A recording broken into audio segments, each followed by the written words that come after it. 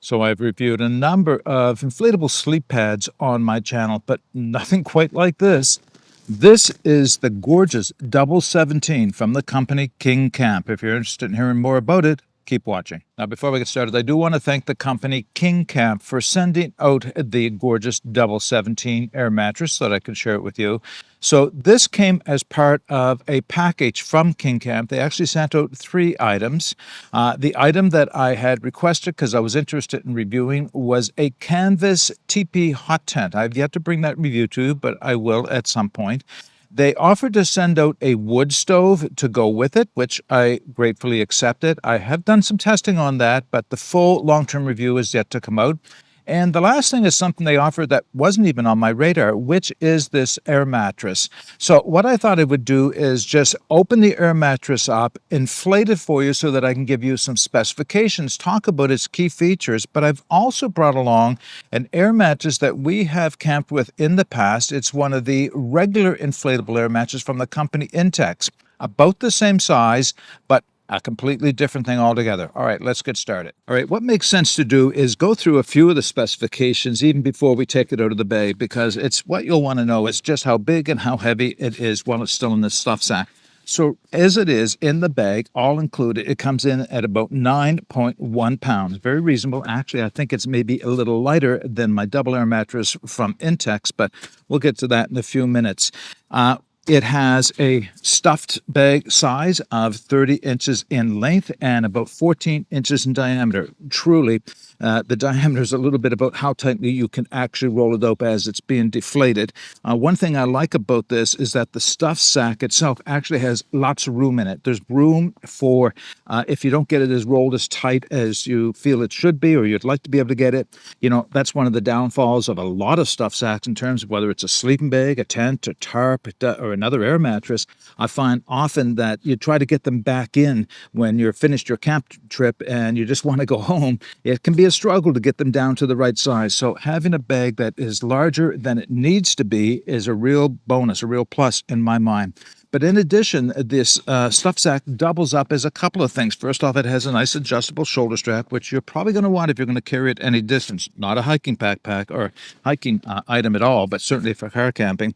But the most coolest innovation about the stuff sack is that it's also the inflation bag for the air mattress. So there's the attachment that you would attach to the inflation point on the air mattress. You'll see that demonstrated in a minute. And of course, it is like a dry sack, a roll top bag on the other end. And I'll use this bag to inflate the air mattress so that you can see what that looks like. You can, of course, if you have one of the small battery operated one or an AC powered one, you can inflate it that way. They all work. This takes a little longer, but it doesn't require you to have a special device or power to do it. So it's nice that they have that as well. Okay, what else can I tell you about it in this size right here? I think what I'll do is I'll open it up and we'll show the inflation of it, and then I'll talk about its features from there. All right, there is one more thing I wanted to do before I take it out of the stuff sack and inflate it, and that is to bring in the other air mattress that we have. Now, this is the Intex double size or queen size air mattress. You're very familiar with them. Coleman makes a version of them. I know there's other companies that make versions of it. This one we bought for camping, for car camping, but to be honest, I didn't particularly like it, mostly because I just found that if one of us moved, the other one kind of moved in coordination. It looks like it'd be very comfortable. It has a nice inflated rim around the outside, which does help keep you from rolling off of it. But when you do roll to the edge, it's pretty easy to continue rolling off of it. Now, these are also notorious for springing leaks, so you do have to be careful with it. In fact, my daughter and her partner went camping last year with one very similar to this. In fact, we bought it for them to go camping with, and their dog crawled up on top of it, and pretty soon they found themselves flat on the ground, and I could never find the leak for them. That's also a thing. Yes, I tried the soap bubbles thing and still could not find the leak. So they're going to be replacing that. They work. We reserve this one now for when guests come over. We don't take this camping with us because it's a couple of things. One, it requires AC power. It has a built-in pump, which is convenient as long as you have AC power for it. And it allows you to reinflate it if you lose a little air, if it's got a very slow leak or just gets cold and the air kind of causes it to collapse, you can inflate it. It is convenient that way. But you know, it really doesn't have any serious advantages over the one from KingCamp, other than the fact that it's going to sit higher off the ground. I think this is about 14 inches, and this is 17 centimeters, and I think 17 centimeters is somewhere around 7, 5, 6, 7 inches in high.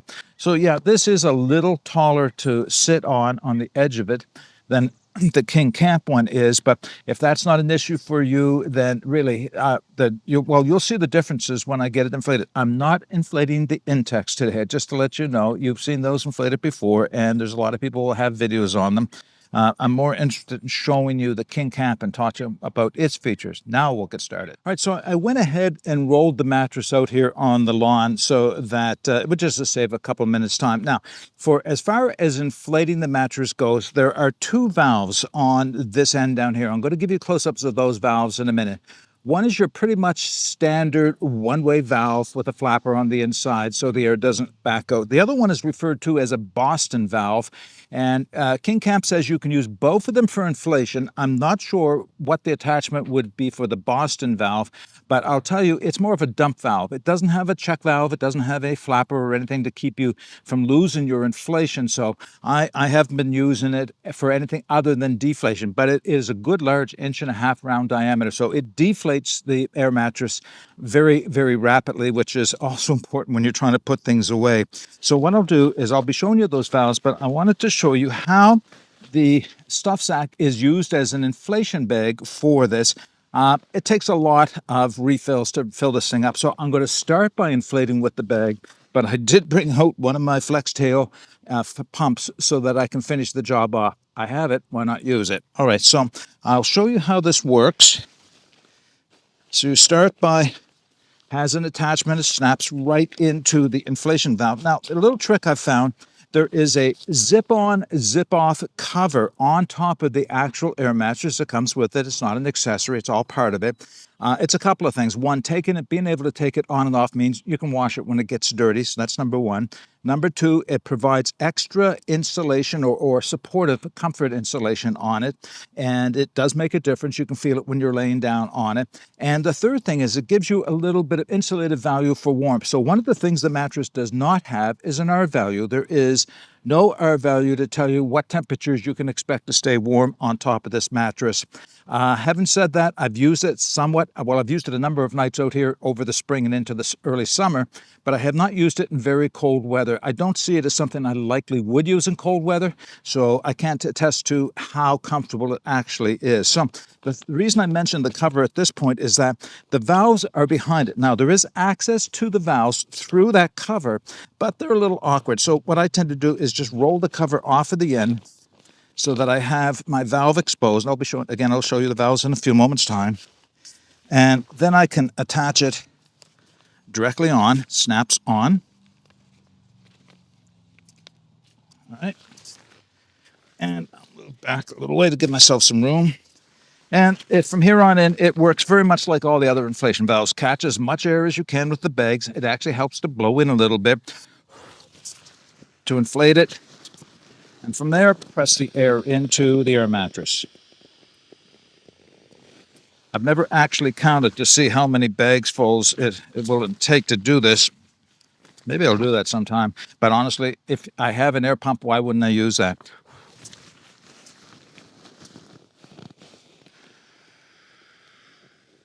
So that's the basic process for filling the air mattress up with the included stuff sack. But for me, if you have it, and it is worth having one of these things, is just simply find the right attachment point and turn it on. Now that's going to still take a minute or two for that to inflate. So what I'll do is I'll just let it run in real time. But for the video, I'll condense it by speeding it up, and then we'll see it actually inflate.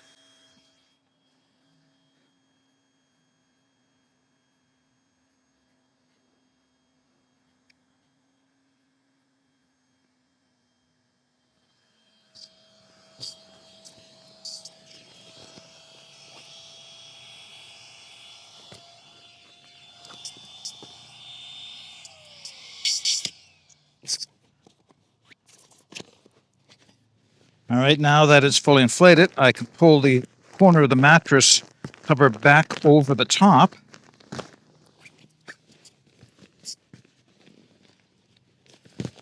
And I'll show you the valves in a few minutes' time, the access point to those valves. All right, let's take a look at the mattress. I'll show you some of its key features and give you its dimensions. So the dimensions, nicely enough, for me, are written right on the outside of the bag itself. So the length of the air mattress is 79.1 inches. The width is 55.6 inches.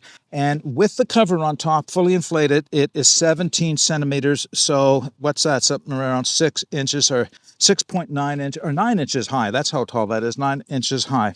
Now, one thing also worth knowing is that it has a weight capacity of 600 pounds.